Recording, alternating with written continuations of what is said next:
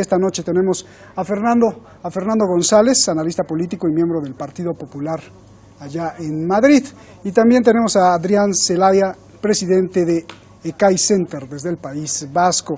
A los dos, muchísimas gracias por estar con nosotros en Detrás de la Razón. Voy directamente contigo, Fernando. Fue el Partido Socialista, y esto lo pregunto no porque yo lo crea, sino porque hay muchos también que me lo preguntan en Twitter. ¿Fue el Partido Socialista que le dejó a Rajoy una España así, o Rajoy y el PP hundieron a España? Adelante. Bueno, yo creo que en estos casos hay que centrar el debate en los hechos que son objetivos y no en las opiniones. Los hechos objetivos fueron que el Partido Popular heredó una situación catastrófica a nivel nacional, una situación en la que la economía estaba en deflación, en la que la economía estaba cayendo, en el que el paro estaba cifrado en 5 millones de personas. Y la realidad es que ahora, 4 años después de las medidas que ha aplicado el gobierno de Mariano Rajoy en España, está aumentando el consumo, está aumentando la confianza en la economía, el paro está bajando, es previsible que en los próximos 2 años se creen 1 millón de puestos de trabajo y que, por lo tanto, esos datos de la vida real y cotidiana de los españoles, lo que son los datos microeconómicos, también es objetivo que están mejorando. En el último año ha aumentado un 26% la venta de vehículos, el turismo interior está creciendo en un 20%, los pisos están subiendo el precio y a pesar de eso se están vendiendo más pisos, lo cual es un síntoma claro de mejora de la economía.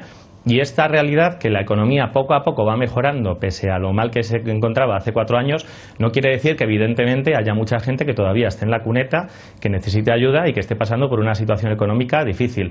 Pero sin duda alguna no creo que aquí nos tengamos que dedicar a ver quién ha tenido la culpa de la crisis, pero lo que es cierto es que con el esfuerzo de todos los españoles, con el esfuerzo que económicamente han tenido que hacer sufridamente todos los bolsillos en España, la situación está mejorando y las perspectivas económicas, pese a la dificultad, también están mejorando. Y hoy en día, por ejemplo, según el índice de Eurostat, en el año 2015 250.000 españoles han salido de la pobreza.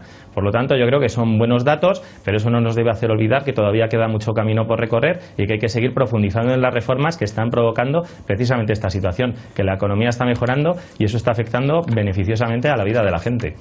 Fernando, ya dicen en Internet que a ti te ha de ir muy bien porque hay muchos españoles que les va muy mal.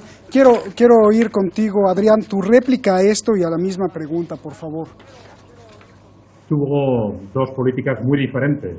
En la primera fase fue una política fundamentalmente expansionista, en la que se intentó salir de la situación de crisis por medidas coyunturales y de expansión del gasto público fundamentalmente.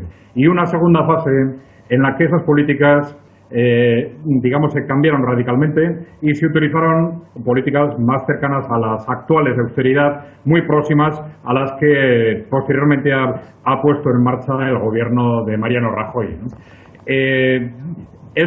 Yo creo que la responsabilidad de lo que ha sucedido de la situación actual, digamos, es global, es de conjunto. Si nos centramos más en políticas que en partidos, tendríamos que hablar de un problema de no asumir los retos de fondo. Un reto de fondo que no es otro, sino el sobreendeudamiento de la economía y que, frente a ese reto, tanto las políticas expansionistas como las políticas de austeridad se han limitado a resolver problemas de corto plazo. Esto no quiere decir que desde un punto de vista abstracto estas políticas no hubieran podido tener éxito en otro contexto, pero nosotros creemos que no en esta crisis económica. No solo ya porque sean justas o injustas, sino porque por el carácter global de esta crisis económica es casi imposible salir de esta dinámica y pues sin resolver, como decimos, el problema estructural del sobreendeudamiento, que al final, con unas políticas o con otras, se está manteniendo en términos prácticamente iguales a los que tenía hace 3 años y muy superiores a los que tenía al comienzo de la crisis. O sea, Fernando, hay cada vez más pobres, entonces, ¿por qué dices que España va mejor?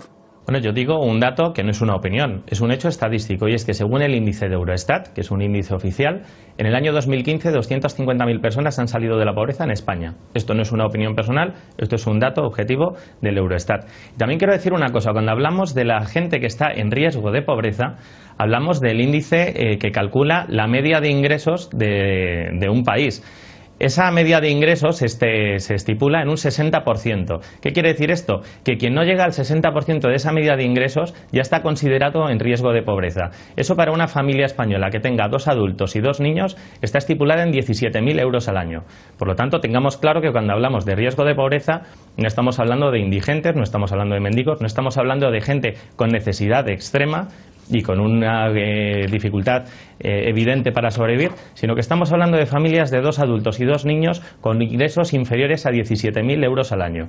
Por lo tanto, digo, nadie está diciendo que España todo sea magnífico, nadie está diciendo que la economía no tenga ningún problema, nadie está diciendo que no haya muchas familias que pasen dificultad. Lo que se está diciendo es que afortunadamente se está creando empleo, que en los próximos 2 años es previsible la creación de 1 millón de puestos de trabajo si se mantiene el actual crecimiento de la economía española, que está cifrada, según la última previsión del Gobierno, que incluso fue a la baja, en un 2,7%, y en ese sentido todos los indicadores microeconómicos del consumo, de la confianza en la economía y de la previsión de que la situación mejore.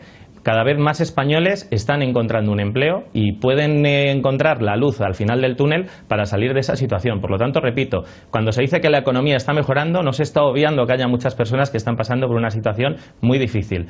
Pero que nos quede claro eso, cuando hablamos de gente en riesgo de pobreza, no estamos hablando que actualmente haya gente en España que esté viviendo en la calle o no tenga para comer o sus necesidades más básicas no las pueda suplir, sino que estamos hablando de familias, de lo que está estipulado, de 2 adultos y 2 niños que tienen ingresos inferiores a 17.000 euros al año. Pero Fernando, las cifras, si tú lo sabes muy bien, como periodista y analista, son una cosa, pero la realidad es otra cosa, y cifras oficiales también estiman que son 2.3 millones de españoles que han huido y están huyendo a otros países, incluso a América Latina.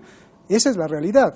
La realidad es que hay gente y tú puedes salir a la calle, en los supermercados pero permítame que le interrumpa porque me alegro que me diga ese dato. Sí, no, pero le quiero decir, cuando hablamos de que ha habido gente que ha huido, y el término huido me parece demasiado severo para lo que estamos tratando, se trata de muchos latinoamericanos que han venido a este país, a España, que tenían nacionalidad española y que en el momento que la economía en España empezó a empeorar, volvió a su país de origen porque, dado que aquí tampoco tenía mucha esperanza de futuro, decidió ir a sus países de origen, donde además la economía sí que estaba creciendo exponencialmente.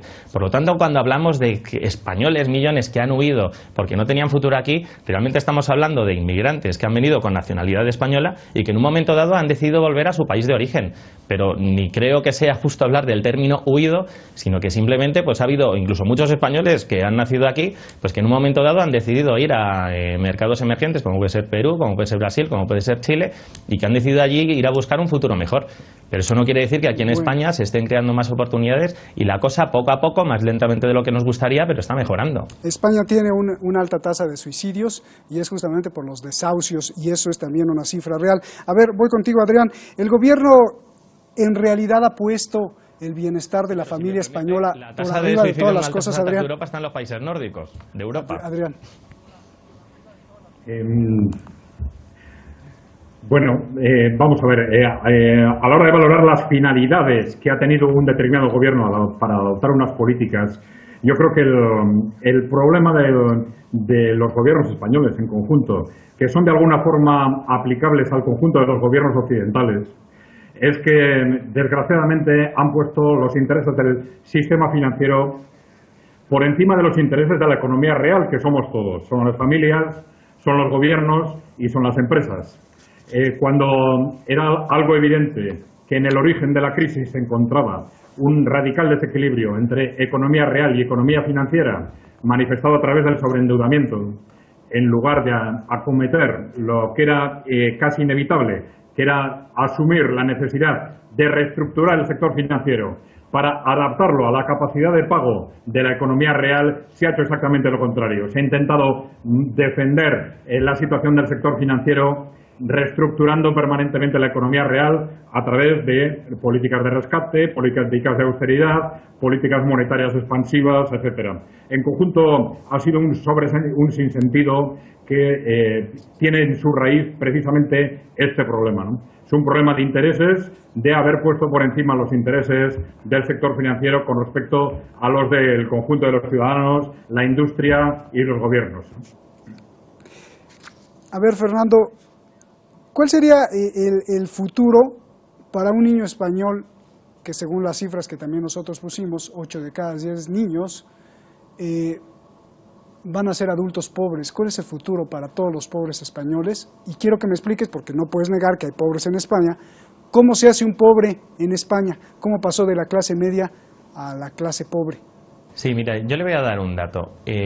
Paradójicamente, a los datos que nosotros estamos dando, como ustedes muy bien saben, a partir del mes de mayo ha habido muchos ayuntamientos de ciudades muy importantes de España que han cambiado de signo político. Han pasado de estar gobernadas por el Partido Popular a estar gobernadas por coaliciones de cambio, así denominadas, en las que gran parte de sus integrantes son del partido Podemos. Estos partidos, desde que gobiernan, están afirmando que las necesidades básicas de sus ciudadanos están cubiertas en ciudades como Madrid, ciudades como Barcelona, ciudades como Valencia o ciudades, en fin, como Zaragoza, que representan un porcentaje muy alto de la población. Eso contradice totalmente lo que estamos diciendo de que hay muchas personas, muchos niños concretamente, que ahora mismo son pobres y van a ser pobres toda la vida. Por lo tanto, aquí hay que decir que hay unos servicios públicos que garantizan la igualdad de oportunidades. Hay una educación pública que es pública, gratuita y universal, exactamente igual que la sanidad. No es como en otros países en los que uno puede recibir una buena educación o puede recibir una buena sanidad si es capaz de pagarla. En España eso no ocurre. Por lo tanto, el hecho de que ahora mismo estemos pasando por un momento de dificultad, eso no quita que afirmemos que se está mejorando la situación y que esas personas o esos niños que hoy estén pasando por una situación complicada no quiere decir que gracias a la educación, gracias a la sanidad y gracias al sistema de bienestar que hemos mantenido y que seguimos manteniendo entre todos los españoles puedan mejorar su situación. Y esa es la realidad que se vive en España todos los días. Y muchos niños que ahora mismo estén pasando por una situación delicada, el día de mañana podrán estar en una clase media o acomodada. No quiere decir que porque ahora mismo sean pobres o estén en riesgo de pobreza, que repito, el umbral de la pobreza está delimitado en un tramo que, por ejemplo, antes decía que una familia en España por debajo de 17.000 euros se diría que está en riesgo de pobreza. En el caso de Dinamarca diríamos que una familia de este mismo tipo que ganara 2.300 euros al mes o menos estaría por debajo del umbral de la pobreza. Para que veamos que esto de las estadísticas también es muy relativo y tenemos que saber muy bien de lo que estamos hablando. Pero repito, nadie tiene una bola de cristal y el hecho de que una familia hoy está pasando dificultades no quiere decir que el día de mañana pueda conseguir un empleo y pueda mejorar su situación. Y eso, por supuesto, afecte a los más pequeños de la casa, en este caso a los niños. Perdón que te replique, Fernando, pero siempre tus enunciados son a futuro. El hecho que hoy no esté pasando no quiere decir que después vaya a no mejorar. Y siempre me está haciendo la predicción a futuro, pero estamos hablando de la realidad, de lo que está sucediendo hoy, solo para aclararte. Adrián, ¿por qué? Es que usted me ha preguntado por una predicción a futuro. Adrián, el papel de los bancos es en realidad justo, porque aunque se basa en su derecho de quitarle las casas, de desahuciarlos, es justicia social que despiadadamente así embarguen a la gente. Bueno, vamos a ver, ahí hay elementos distintos a tener en cuenta, ¿no? Con frecuencia se alude a un criterio, digamos, de justicia conmutativa, defendiendo que alguien que se ha sobreendeudado indebidamente tiene que responder a su compromiso. Sin embargo, cuando esto sucede no con una persona, sino con colectivos muy amplios, y todo el mundo sabe que es consecuencia de una situación estructural, es evidente que hay una responsabilidad compartida. Hay muchísimos casos en los que esa responsabilidad debe ser asumida, si se quiere, en parte por la persona que ha solicitado un crédito al cual no era capaz de responder, y también el banco que ha concedido indebidamente créditos que no tenía que haber concedido a colectivos amplísimos de personas. Independientemente de estos criterios de justicia conmutativa, si en un caso concreto se está haciendo o no lo justo, hay que defender a la estructura social y no se puede dejar a la estructura social en manos de criterios, digamos, de juridicistas contractuales. Lo más importante es evitar que una estructura social se derrumbe en situaciones de crisis como la actual. Hay que defender esa estructura social, como digo, y seguramente en nuestro caso las personas que están sin empleo deberían ser muy directamente defendidas frente a los riesgos de desahucio. El hecho de que una familia se quede sin vivienda es algo tremendamente grave para ellos y para la estructura social en su conjunto, y las dificultades que en otros ordenamientos se ponen para este tipo de situaciones deberían ser rápidamente extrapoladas al caso español. En conjunto, no solo en el supuesto de los desahucios, por razones macroeconómicas también, la reestructuración de la deuda familiar, como la de las pequeñas y medianas empresas, como seguramente también en otro contexto la deuda pública, en un momento u otro va a ser inevitablemente asumida, va a tener que ser asumida si realmente queremos superar esta crisis y no continuar en una situación como la que llevamos ya, con unas políticas o con otras, con 8 años en que estamos con una situación estructural exactamente igual. Y ahí no incide en absoluto el que un año crezcamos un 1% y al año siguiente bajemos un 1%, cuando los datos estructurales de fondo, los problemas estructurales de fondo siguen siendo los mismos. Y las consecuencias, fundamentalmente, en el desempleo, siguen siendo fundamentalmente las mismas. Bien, déjame ir con Fernando. Fernando, aquí estoy viendo cifras del Banco Mundial.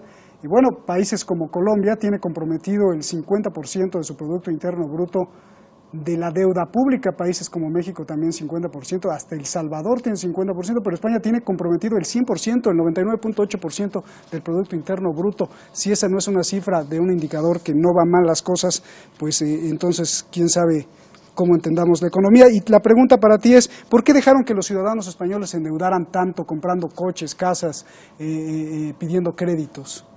Bueno, referente al dato que usted me ha dado de que España está por encima del 100% de la deuda, le digo que Japón es una economía puntera a nivel mundial y está endeudado al 230% de su Producto Interior Bruto. Por lo tanto, esto de la deuda total, sí, evidentemente hay que bajarla, pero quiero decir que no es síntoma ni es sinónimo de que las cosas vayan tan mal como se está diciendo en este programa. Y referente a las medidas por las que usted me pregunta, decirle que evidentemente hay situaciones que están yendo mal, pero hay políticas que se están aplicando que hacen que vayan a ir las cosas muchísimo mejor. Y referente a los indicadores de consumo a los que yo hacía mención al principio del programa, demuestran que la economía está mejorando, porque eso sí que responde a la situación concreta de las familias de España. Que se está aumentando un 26% la venta de vehículos es un dato de que las familias están mejorando su economía, que los depósitos en banco están mejorando también es un síntoma de que la gente está ahorrando más, que el turismo interior dentro de la propia España está aumentando, es síntoma de que la gente tiene más dinero, que se están vendiendo más casas. Y como usted bien ha dicho, y en eso sí que estamos totalmente de acuerdo, una gran parte del problema de la crisis económica que ha vivido España la han motivado los bancos. ¿Por qué? Porque prestaron dinero a familias que objetivamente no podían devolverlo, a unos precios de mercado que estaban muy por encima del valor real. Y en ese sentido sí que muchas familias se han endeudado muy por encima de las posibilidades que tenían, y eso la culpa la han tenido los bancos, que han sido los que han prestado el dinero. En eso sí estoy de acuerdo con usted. Fernando, muchísimas gracias. Adrián, la última pregunta. ¿Es justo que mientras miles de familias españolas pues no tengan para comer, tengan que huir con sus padres, muchos matrimonios están regresando a la casa de sus padres a vivir y a vivir con la pensión? ¿Es justo que mientras esté pasando eso en España haya un rey que gane 234.000 euros anuales como sueldo? Bueno, yo diría que con independencia de lo que el rey gane objetivamente, estas figuras se justifican en base a su función social. Es decir, esto tendría sentido, estos niveles de sueldo que tú comentas, tendría sentido, o puede tener sentido en el caso de que se entienda que realmente la monarquía cumple una función social. Yo creo que la función de la monarquía se valoró en España en los años de la reforma política, se valoró positivamente, pero... 30 segundos para acabar, por favor. Cuestionada de forma progresiva, y yo creo que en este momento para el conjunto de la sociedad española es cada vez más dudoso que la monarquía esté cumpliendo alguna función social positiva, ¿no? Muchísimas gracias. 2 millones de euros, lo dice la página del rey, se gasta anualmente en los gastos de la Casa Real. Bueno, muchísimas gracias a los dos. Fernando, Adrián, gracias por este ejercicio de dos voces diferentes. Buenas noches, equipo.